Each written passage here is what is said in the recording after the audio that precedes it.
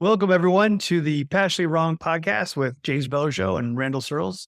Today, we're going to talk about the myths of being an author. I've been an editor for, 5 or 6 years now, full time.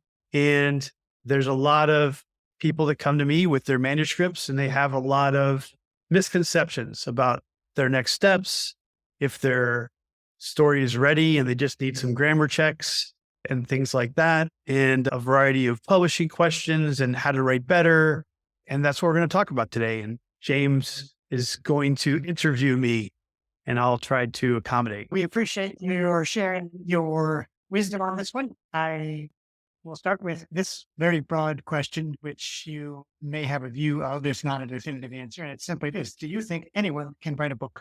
And if it's not anyone, how do you figure out if you're the kind of person who will love it? I think anyone can write a book. I think there's two pieces to write, and I'm talking about fiction, nonfiction for sure. I think anyone can write a nonfiction book. You do the research, you can put a book together. It'll be better if you have someone who's an expert, can look at your structure and how you're developing your ideas and concepts. And that'll make it better. But anyone can write a nonfiction book, I think, especially like a memoir. It's your life. You can write your life.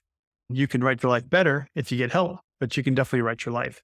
If you're talking about fiction, which is more creative, coming up with the story and making a story complete, I think anyone can learn to write a story. There's two parts to writing a fictional story, in my opinion. There's the artistic piece, and then there's the nuts and bolts structural piece, which involves like the hero's journey, if you're familiar with that, and some other concepts of character arc and things like that. So the easiest part to teach someone is the structural part. You can go through your favorite books, and I can help you break those down and say, look, this book works because it has this great intrigue in the beginning, and it has this hook that hooks you in and wants to know more. And it has this great ending, and there's all these pieces in the middle that build to the ending. And that's why it works. I can show you how that works in all your favorite books. And then you can practice and practice and practice, and you can get people to help you make a good plot and a good character arc and help you figure that out. And that's the easy part. The hard part is the artistic part. There's just some people in this world who are just very beautiful writers. And some of those beautiful writers can't write a plot to save their life. And sometimes it doesn't matter. Sometimes you just want to get it because you want the poetry of what they're writing. But for most people, the fictional books, if you just write beautifully and you have no point, no direction for your main character, that gets boring really quickly, and they'll put your book down, even though you write beautifully. Okay, so I think I understand your answer, which is that depending upon the topic, certainly if it's nonfiction, everybody has something that they either already can say, my life, or that they can research and write about. And on the fiction side, there are elements that are learnable, just like anything is learnable, the nuts and bolts, which I want to get into in a little bit more detail with you. But then there's an element of artistic talent, let's call it, the manner in which you write, that is something that maybe is not as amenable to just going off and studying. You're not going to learn to become a new kind of beautiful writer just because you learn the mechanics on it. I think the artistic quality can be taught to a point. There's definitely some people who are just naturally wonderful writers. And you and I could probably pick those people, our favorite writers, and say, this person writes so well. But you can take those people that you think are beautiful writers and you can learn from them. And you can say, how did that person put this paragraph together? What words are they using that I love so much about this paragraph? And how do I write like this guy? And there's something to be said about writing the first 10 or 20 pages of your favorite author, the favorite chapters that you like, and just learning from the flow of their words and how they put the words together, how they put sentences together, and what that means to you, that you can learn from that. And a lot of times that's the other part of writing well, is reading widely and understanding that even though I don't like this genre, this love story, for instance, I'm not a big love story fan, I can learn so much from the way they've constructed it and the way they've written the things that there's certain that I like about it. And I can incorporate that into my book, for instance. The themes that I'm hearing you discuss, and I want to get into some of them in more detail, but the overarching theme that I'm hearing, it doesn't surprise me, which is If you want to know if you have what it takes to be a writer, you can assess it in part by your level of interest. How interested are you in really paying attention to what an author is doing when you're reading a book that you like? How interested are you in spending the time to learn about the mechanics of being a better writer? I know a lot of people, or I would guess a lot of people have this fantasy of, oh, I'll write a book and then I'll become a famous best-selling author. And then I'm going to have a great lifestyle where I work an hour in the morning and I take the rest of the day off. And you get the sense that that is a fantasy and a daydream that people have because, of course, it's appealing. You're working from home before that was a thing. It's not a lot of work. But in fact, what I'm hearing you describe is exactly the opposite. You're going to work quite intensely if you want to stand out anyway as a writer, and it's not a cushy, easy job. Maybe we can stick with that do you buy my hypothesis that one way to gauge whether you have what it takes to be a writer is how much you're willing to work at it? Not a question of whether you're gifted or know the mechanics, but are you willing to make it your job actually? That's part of it. Nowadays, it is more important than ever to make it your job or to have the people working with you that are going to help you get your book pushed out there because social media and marketing is going to fall on the author almost 100% of the time. Everything that's a bestseller is nowadays is pretty much, unless it's like the death of the queen, the English queen, where, all of a sudden everyone's super interested in the royal family for the next 2 months or something like that, or a famous rock star, someone who's got some notoriety. Other than that, it's going to be your social media and your marketing ability to sell the book is what's going to work in your favor. And if nothing else, if you're just a natural writer and you can get your books out, you can get your books finished, then the next part of your job is going to be selling your books. And there are people right now who write, in my opinion, mediocre books and sell them so well on TikTok and Instagram that they are making six figures because they have made it their job to sell their books and write them. Don't get me wrong. They write their books and they're very dedicated to their writing and they have their own style. And I'm not a big fan of some of them, but they write their books and they market the crap out of them and they do really well, but they're working their ass off to do that.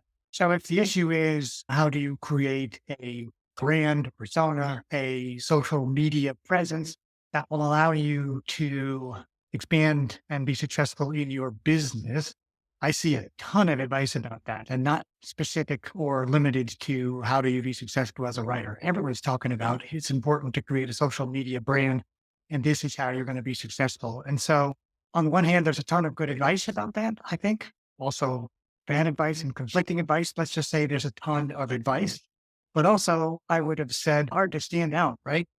And I'll ask the question this way, really. Do you think a person needs to have a existing and strong social media following in order to get a book published by an established publisher?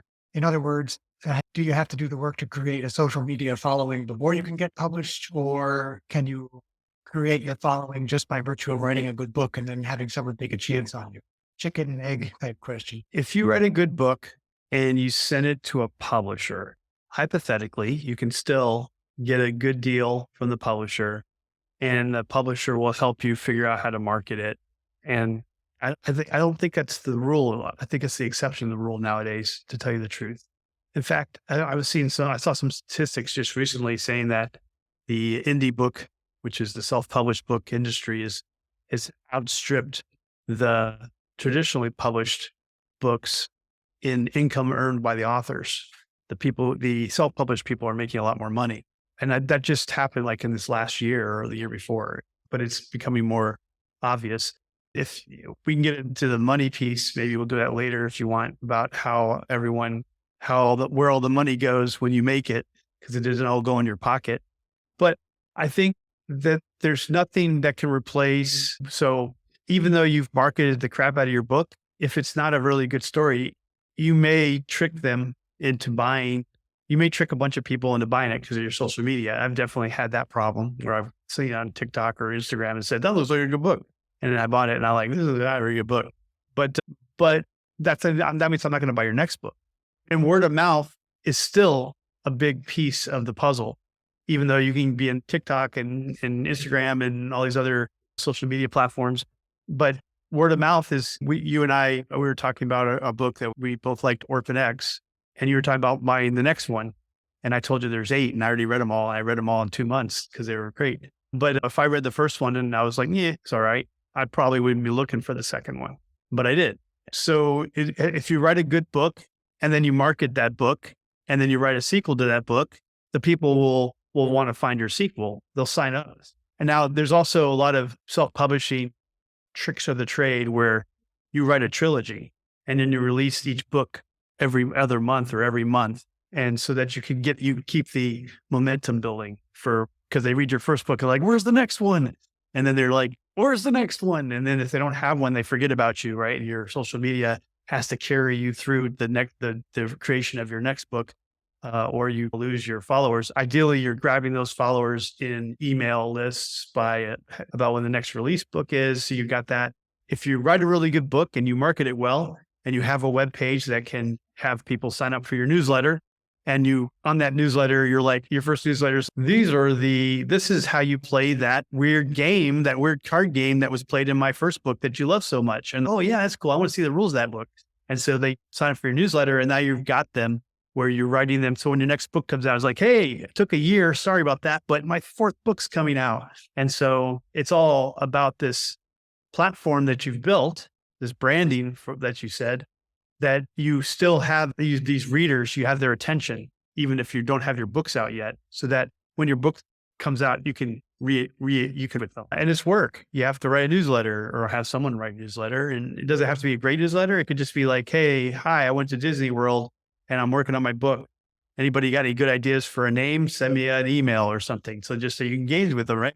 There's all kinds of stuff. I just helped a guy a prequel. So a good indie author thing is you write a short prequel about the hero of your story, like an origin story or something like that. And you give it for free on your webpage for the download, or you charge 99 cents on Amazon or something like that. So he launched his prequel.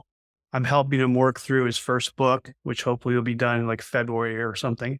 And he's got this great webpage, and his character went to MIT. And the author went to MIT. And apparently there's all these little quirks about MIT that no one knows, like secret cabinets and phrases and things they use. So he included some of those things in his first prequel.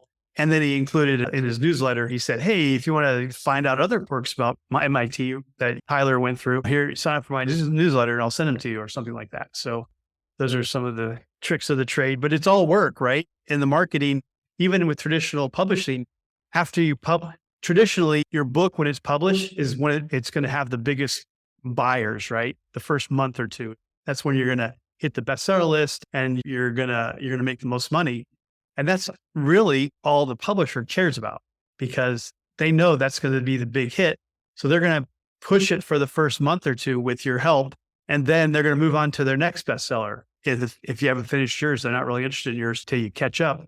And so it's on you to continually promote your book and get sales, because the publishing company is not involved anymore. So it's always going to be you. Oh, this is really interesting, Randy. In a way, I'm seeing some parallels with the whole broadly content creator ecosystem. People are trying to make a living online of various kinds. And more broadly, as I hear you talk, it feels to me a bit like a metaphor for how people's relationship with the world of work has changed. It's not like you go to work for IBM and then you're at IBM for 30 years and that's your career. Some people still have that, but there's a lot more of the individual needing to be responsible for and think about, this is how my career is going to go. It's not just I have a skill and I learned how to do this thing really well and that's all I need to do. It's I need to both have a marketable skill and I need to think about how my customers find me, how my audience finds me. And whether that's LinkedIn or Instagram or networking or the traditional kind, somehow content creators, everybody who's interested in doing some kind of skill-based activity, writing a book, writing a blog, whatever, needs to find a way to get themselves in front of their audience. And so those are two different skills. Content creation is different than marketing, right? Different than promotion. And I can see if you said, look, I can teach a person a bit of the structural elements of what's necessary to write a book or a story. It sounds like we need to add to that list. You also need to understand some promotion and self-marketing type activities. How do you maintain a relationship with potential readers? That's absolutely true. And then on top of that, there are so many ways to get your book out there. There's a self-publishing and the traditional publishing, but what if you write a book? So if you self-publish and you put it on Amazon, for instance, you're giving Amazon 30% of your profits. If you traditionally publish, you're giving them over 80% of your profits. Plus you probably have an agent who's getting 10% as well. All right. So that's the down and dirty of the numbers, right?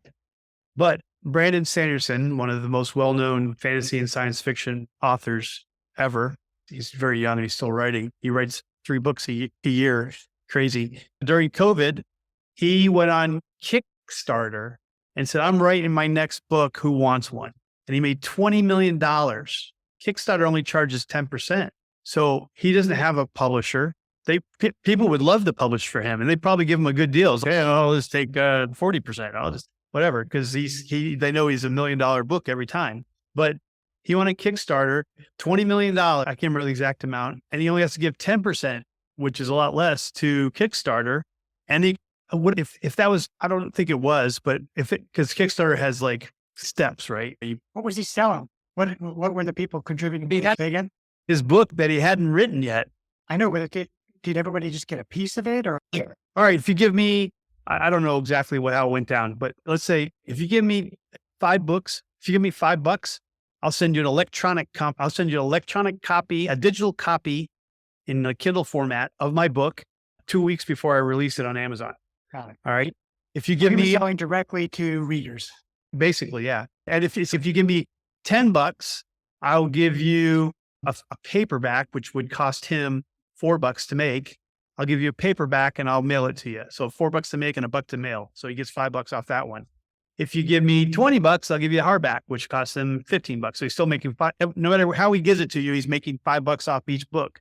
All right. So this raises an important point, Randy, which is the disclaimer, I think, that needs to be applied to all advice of all kinds, which is your results may differ. And the reason your results may differ is because of the difference between basically how any distribution of results is going to be. There's outliers, there's an average, there's a median. I remember over the years watching Stephen King, who was an author I liked, experiment with different methods of publishing. So he did chapbooks where he published different chapters and saw how it worked. He did electronic publishing. He gave stuff away. He was very creative because he was a super, at the time, popular author, and his grocery list would have sold for millions of dollars. Same thing, it sounds like, in the modern era with Brandon Sanderson. I have read several of his books, by the way, and they're awesome. And if you're the king, if you're J.K. Rowling, you can get away with this. But if you're But he's an author, a first-time author, if they got a following and there's people putting out ideas for books. I want to write a Dracula Conan book. And the Dracula and Conan people out there, if you get in the right social medias, are like, that sounds cool. I'll pay $5 for that. And so they do a Kickstarter and say, this is my plan. This is my blurb. This is the character. I did a mid-journey and this is what the main character looks like. And this is what the villain looks like. And then they do a Kickstarter and maybe they only make $2,000, but that $2,000 is $1,800 straight to them and can pay for their cover art, can pay for their formatting, can pay for their editing, developmental editing, copy editing, so that they're not like most authors. When you do all that, you're out $3,000, $4,000 before you even put the book out there. But if you can get a kick interest in with your followers, if you have a following, and they help you with those initial costs, that's a big weight off your shoulders. Then you have other ones that are medium authors that have a pretty good following, that people have already read a couple of their books and they like them. And that's what they do too. And they'll make maybe a little bit more. They'll make $10,000 or $15,000 on Kickstarter. And that way they can pay for all those things up front and also pay for their rent and stuff like that while they're getting their next book out.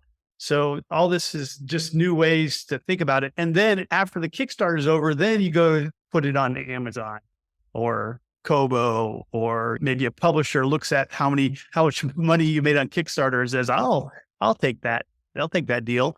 And you get a real publishing deal. I don't know. So, well, here's a question for you. And I appreciate that perspective, Randy, which is, look, you don't need to already be successful in order to consider some of these direct to customer approaches like Kickstarter. You can just see if your idea already has interest such that people will help you realize your dream if it were So I like that. It's a helpful perspective. I do want to come back to the distribution of earnings and just what I would expect to be the the picture that most people could expect to see, just so we don't give unrealistic expectations. But maybe I want to make sure I heard the numbers correctly. You said a traditional publisher might take 80%. Your agent, if you've got one, takes 10%.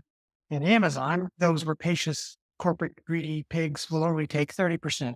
Why would you ever use a traditional publisher with that distribution of numbers? Are they, given what you said about them just looking for the next big hit, yours either takes off immediately or it doesn't, but they're not going to be spending a lot of money on you? Why wouldn't everyone self-publish either on Amazon or in some one of these other methods you were describing? I think there's a couple myths that people believe that if I get a publisher, then I don't have to worry about it, then I can move on to my next book. So the first thing a publisher is going to do if they sign a deal with you, but most publishing deals is 85%. So you get 15% of the profits. And know that 10% of that goes to your agent. If you have an agent, you usually have to get an agent to get a publisher. It's kind of a hand in hand thing. So now you're only getting 13%. And the good thing about that is if you wrote the book and you did the best you could and you sent it into a publisher, like, I think we can market this. I think we can make money off this.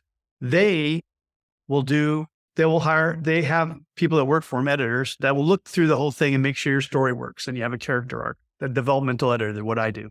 And then once that's done, we give some recommendations. You'll have to do the rewrite and then you turn it back in. And then they'll have a copy editor go through and check all your grammar and your word choice and stuff like that. And they'll send it back to you and you approve that. And then you send it back in and they get a proofreader.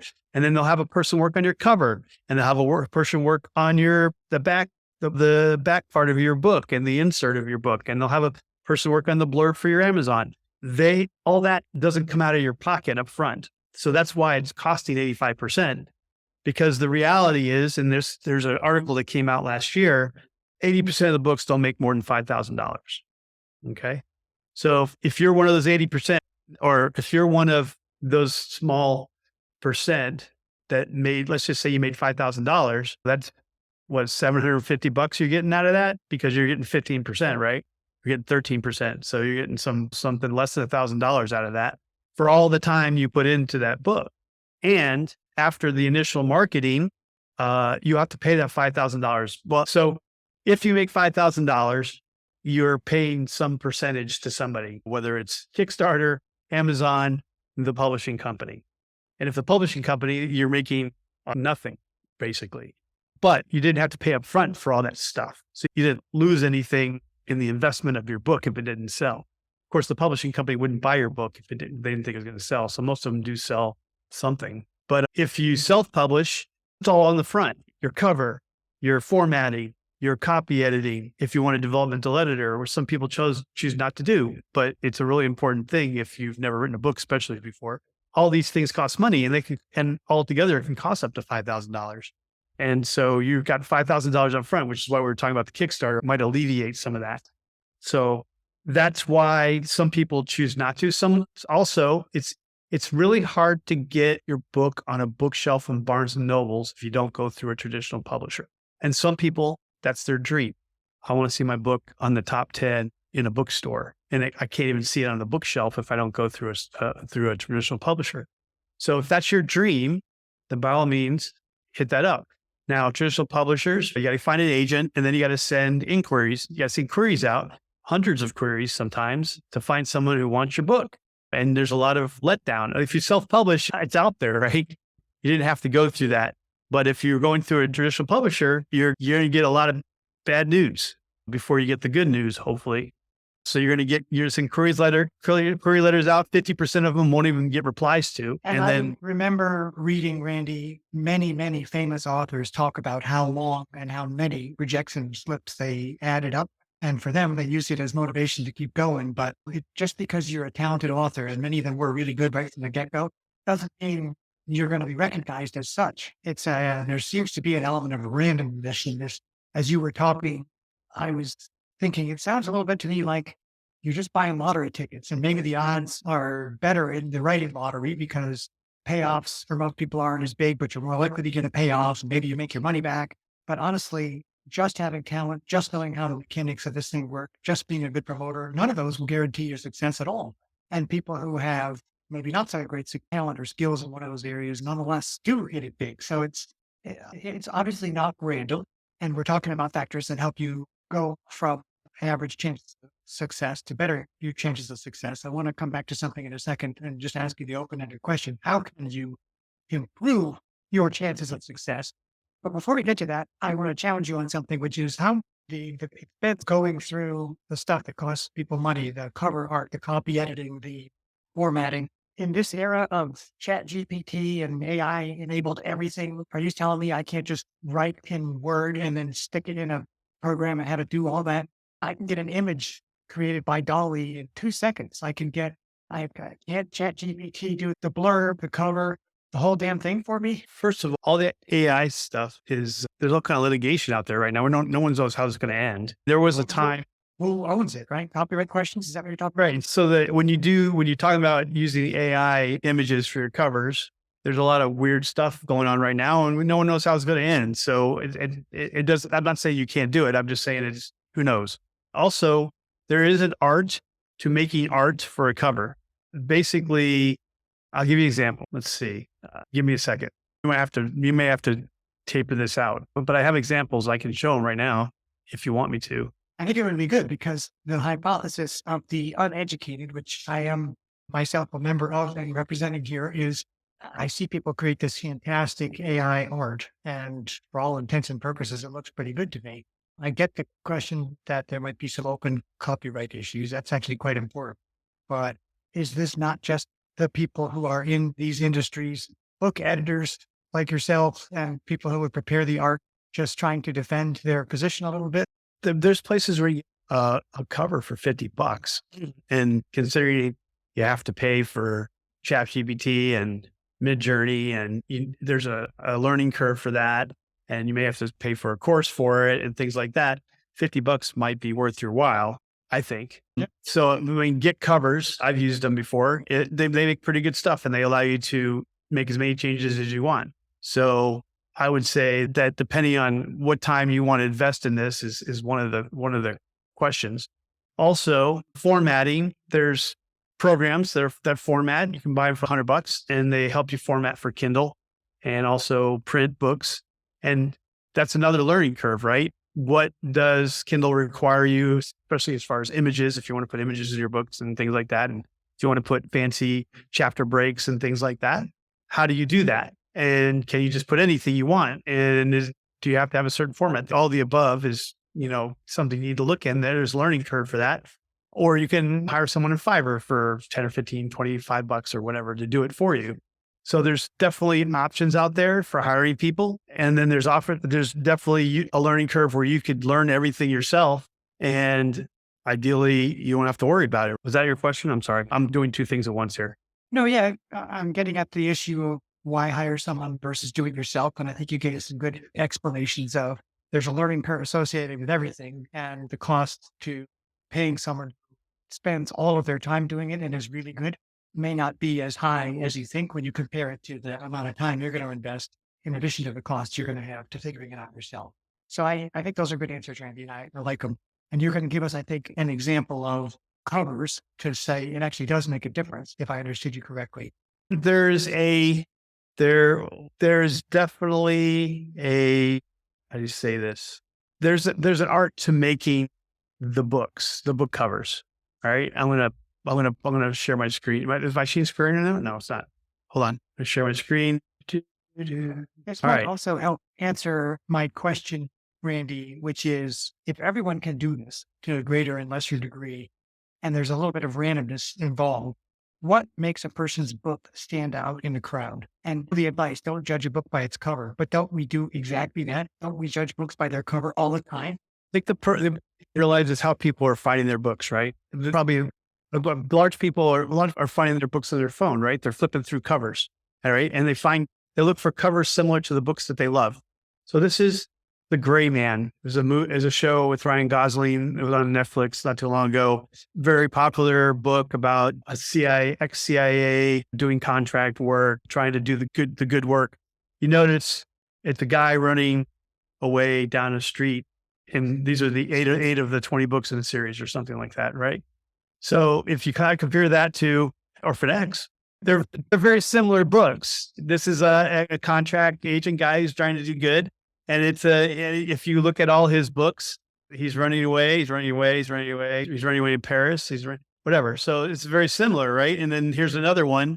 I never heard of this guy, but I found him as, if you liked Orphan X, you should try this guy. Well, he probably looked at that guy's cover and said, look at his covers are all very similar to the other two guys who are very popular and bestsellers. So what you end up getting is this guy's probably paying for Amazon ads. And he's like, my book's like Orphan X, The Gray Man, and Jack Reacher. And so when people buy those books, then Amazon puts those down here saying, hey, if you liked his book, then you may like these books, and has like a list of all the other books. And that's the way people use Amazon ads. And so the fact that it looks like your favorite guy, you may be flipping on your phone and you're like, hey, Orphan X, that's not Orphan X. Well, let me read about that book. So the next thing, you looked at the cover, it grabbed you. Now you're looking at the blurb. A legendary assassin, feared by the criminal world. Hey, this is very similar to Orphan X. I love that book. I think I'll try this one. So now you try it. Now you have to write a good book so that he wants to read your next book, though. So that's how the covers and everything fall into place here. And if you look at the love stories, you have this author Hoover, who has like 6 to 7 of the nonfiction bestsellers at any one time that are on there for 3 years. And she has a pastel color, pink, blue, whatever, with butterflies or flowers on it. And when you click on it, hey, if you liked Hoover, you'll like these. And all of them are pastel colors with flowers or butterflies or bumblebees or whatever on them. They're very similar. And that's the whole thing, is it's trying to get you to like, what's my favorite book? Is that her? No, it's not her. Let me read what it's about. Oh, it's got a plot that I like, because it's a romance book. And I think I'll try it out. And then ideally you wrote a compelling book, and now they're hooked on you too. So it's all about selling your book once again, but also writing a good book so you get repeat customers. So the idea that you need to have a certain level of quality and maintain it for getting repeat readers makes sense. And I think we'll give you that point, Randy. It is an important point. You can trick people a few times, but they're going to figure it out. I think what a lot of people are stuck in is the idea that they think they can write well, but nonetheless, people aren't buying their books. And this discussion reveals also for me, by the way, there are several things that are going on beyond the quality of your writing that are going to influence whether people even get a chance to evaluate you at all. They're presented with so many other attractive choices. How do you help make your choices stand out? Well, you can build an audience and get into a conversation with them so they're primed to see what you offer. Or if they've never heard of you before, you can fit in with what they're expecting to see. A romance novel is going to look different on the cover than a mystery novel. And I think your examples showed that really well. And I would say this reemphasizes the point that's come up a couple times, that writing a good book and being successful as an author is much more than just the craft of writing a good book. This also reinforces what you said about why it's important to read. That improves the craft of writing, but it also makes you realize what other authors are doing. The guy who maintains a blog and sends out a newsletter every week, or the person who shows up at Comic-Con or a convention where he knows fans are going to be, or that activity seems to be designed to make sure that you are discovered by potentially more people. You mentioned one other thing, which I don't know if you can say much more about it. You mentioned Amazon ads, so I guess paid promotion to see that your book gets out there. How do you see the economics of that? Do you have any experience with it? Is it expensive? Does it pay? Or is it really Facebook ads, Google ads, Amazon ads? There's lots of relatively cheap courses for $100, $150, which will show you how to use them efficiently. And the algorithms change just like everything else. So I got to get updated stuff. And a lot of them, you set a budget, like $10 a day. So that's $300 a month. And you try stuff, and some of it's try and see. I'm going to try these categories, these genres, and because you can only put in Amazon, you can only put 3 or something categories of books. So I'm going to try these 3, and you can see how this works with this blurb and this cover, and see what happens. And then you try it out for 10 or 15 days. And this also takes work, takes time. if you want to do it right, unless you want to hire someone to do it for you. But basically, you put this stuff out there and every day you're saying, okay, I had so many sales. I had so many hits from Facebook. I had so many hits from Amazon. What worked? And then you switch it up and say, okay, how about this? And then you need to figure it out. And over 2 or 3 books, you may have a thing that works on TikTok and Instagram and all these ads and stuff like that. So some people are doing really awesome in their own niche. I've seen people who write mediocre books and on TikTok market the crap out of them and make $100,000. I've seen people invest dollars a day on Amazon ads and have a really good free sale kind of marketing plan on Facebook, Instagram, blah, blah, blah, and through their newsletters. And they also make 6 figures. Now I've seen people fail in all those as well and make nothing. And then go onto a Facebook group and go, what's not working? And some Facebook groups are really generous and they'll say, look, have you tried this? Have you tried this? Have you tried this? You can't fix a book that's not very good. But realistically, if they haven't read the book yet, then you should be able to market your first book to sell something if you do it right. And the first key to that is your cover and your title, because that's the first thing your people are going to see on Amazon, on a computer. That's the first thing they're going to see on their phone and their tablet, and they're going to click on it and read the blurb. So the next thing is you have to have an engaging blurb. The blurb is the description of your book. And then that's what's going to make them decide whether to buy it or not. And also, if Amazon ratings, do you have 5-star, 4-star, 2-star? The problem with a lot of those ratings is, and a lot of people don't realize this, if you get a 2 or a 1-star, it takes 25 stars to overcome that. So when someone I've seen people give 2 stars or 1 stars with, this is pretty well written, but it's not really my bag. 1 star. Oh, it's so You hard. just totally destroyed that guy's career if he was a starting author. And now he's going to be stuck in the 3-star zone for the next 55 stars.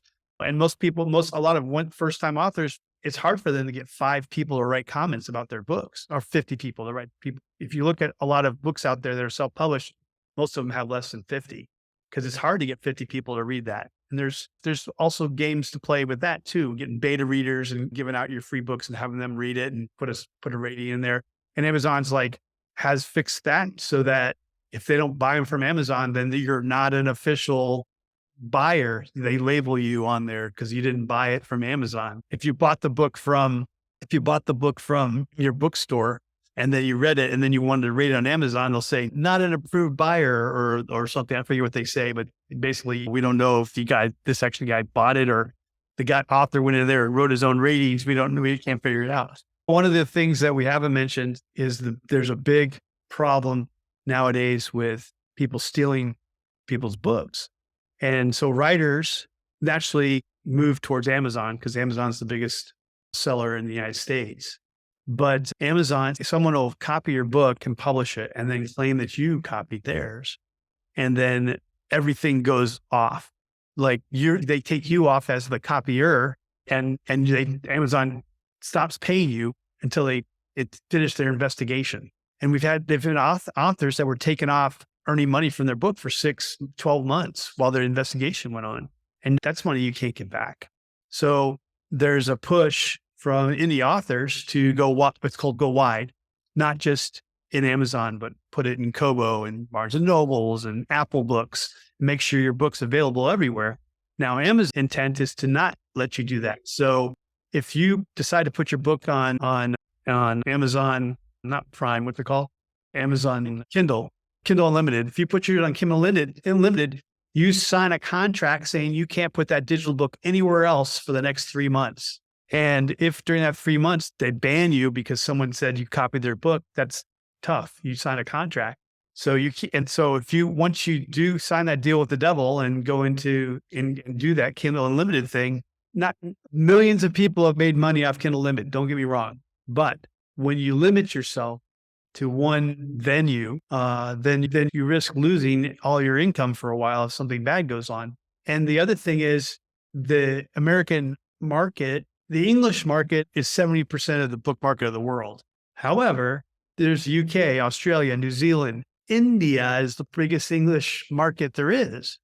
And if you're only doing Amazon United States, then you're missing all the other English speakers in the world. Germany is one of the biggest markets. Spanish is up and coming, South America and Spain, but most people read their books in English. So you can say, I want to translate. That's great. But if you're not I've had a couple of people who are Hispanic say they want to write their books in Spanish. And I was like, that's great, but the market's in English. So you should probably consider both. I don't think you should ever leave out English. And the audiobooks is like 25% of the market too nowadays. After you publish, you go do your audiobook. I remember doing a Google Ads campaign. They were giving me a promotion or something, and I had to pick the countries and a couple other things. And I was like, oh, well, I picked countries that I thought I would be associated with. And I threw India on there because there's a lot of English speakers in India, actually. And it turned out by a factor of 50-1 to be the place where I got the most hits from. Holy cow, I'm a star in India, relatively speaking. But it was really interesting to me, and I think reinforces your point, which is given the ubiquity of the internet everywhere, you really do need to consider that your readers might be coming from another place. And as big as the US itself is, it's not the biggest market for native English speakers. And that idea that people could seek to not only copy your work, but then prevent you from earning from it for some period of time is chilling. Something that probably deserves some discussion on a later different episode about online fraud and how to protect yourself from it. That's something I had not heard of, Randy, and is troubling, not surprising when you mention it, and I believe you, but gosh, let's end it this way. I'll give you a chance to say, if you had to give 1 or 2 tips to people who are considering maybe being more active content creators, wondering whether it could be a path for them to earn a living, what would be the questions you'd want them to ask themselves and the advice that you would give them to help speed them on their way? I think the biggest thing to being a writer is being a good reader and reading widely and also specifically in the genre that you want to write in. I've had authors come to me who say, hey, I wrote this great book. Can you help me? Can you edit it and give me some tips? I was like, sure. And I was like, what kind of books do you like to read? He's like, well, I don't like to read fiction books. What did you write? I wrote a fiction book. Have you ever read a fiction book? Not really. I just read a nonfiction book.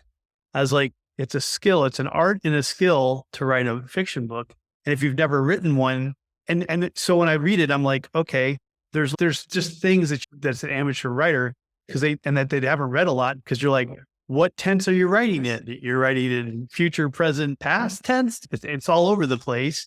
Or what POV are you writing in? So reading in the genre you want to write in is very helpful. And also reading good books in every genre, because good books have hooks and they have character arcs and they have plot completions, and those are all important. Writing every day is not a requirement, but writing consistently is. And just think about it. If you write 500 words, which is 2 typed pages, if you write 500 words a day, it just has to be moving the story forward. In 6 months, you'll have a book. You'll have a 90,000 word book, 15,000 words a month. And so 90,000 words is enough for you to cut 20% of that book off and still have a book, because you wrote fluff in there and some of it didn't make sense and some of it didn't belong in this book. And there's editors that can help you with that. But the writing consistently, reading in the genre you want to write in, and then reading good books. And then if you want to plot your book out, which I recommend you do, because usually the people who don't plot, they're called pantsers, by writing by the seat of their pants. If they're writing by the seat of their pants, they have a lot more rewrites usually, because they haven't thought about all the different character arc pieces and the plot pieces, and some of the mysteries and clues don't fit up. But if you've plotted it out, it usually comes out as a better first draft and you have less rewrites. I'm not saying you can't. I work with lots of pantsers, and their books are a mess when I get them, and then we put them together and we have to rewrite. And that's fine. That's the way some people, but if you want to plot, there's a bunch of different useful methods and you have to find your own. Save the Cat Writes a Novel is a good one. Story Grid's another one. Snowflake Method is another one. Hero's Journey is an overall one that's inclusive of all these, and they're in a different forms and formats, but it's also really good. All of these methods will give you starting point. Fictionary is a new one that I've learned about, and I'm becoming a certified editor in that I'm finishing that up this month. That's something else. It's a software that helps you edit your own work as well and plot it out and plan it. It's really neat. So all of these things can help you plot your book better and then also help you edit your book. Once you finish and you look at it and say, oh man, I don't have kind of this thing that's in the genre. Most action books, at the end of the book, you have a confrontation between the villain and the hero. And if you don't have that, it's not very exciting. It's unfulfilling to the reader because they're expecting you to do that. You've built this villain up, you've built Darth Vader up, and he killed Obi-Wan, your mentor. And then Luke escaped, and that was the end of the movie. And he didn't come back to blow up the Death Star and face off with Darth Vader. It would be a very unfulfilling book, especially. It would be a sad story too, because Ben died. But that's, if you don't have that final confrontation between the bad guy and the good guy in these types of books, like every genre has like these things that people expect. That's why they read them. Like, I want to read a dragon fantasy book. You better have a freaking dragon being fighting at the end on the good side, or being fought by the good side on the bad side at the end of the book, especially if you have one on your cover. Last time I was going to buy one of those books. There's just these expectations. So those are the three things: read widely and specifically, write consistently, whatever is your thing. Some people write, they binge write. They take a 4-day weekend every month and they write half their book because that's the only time they can convince their significant other to take care of the kids and they can get away. And that's what they do. And famous authors have done that and succeeded. And then trying to look at what's out there and learn a method to organize your thoughts in order to write a better book. What you call plotting your book. And I think you actually had 4 elements, because I consider the editing at the end to double check that you've satisfied the expectations of the genre to be a separate point, but I see how it could be wrapped up also in just plain plotting. But I like the idea of a separate book. Once you think you're done, to say, okay, now if I go down my checklist, does it have these things? Does it not have these things? That's for me inherently different than the creative act itself.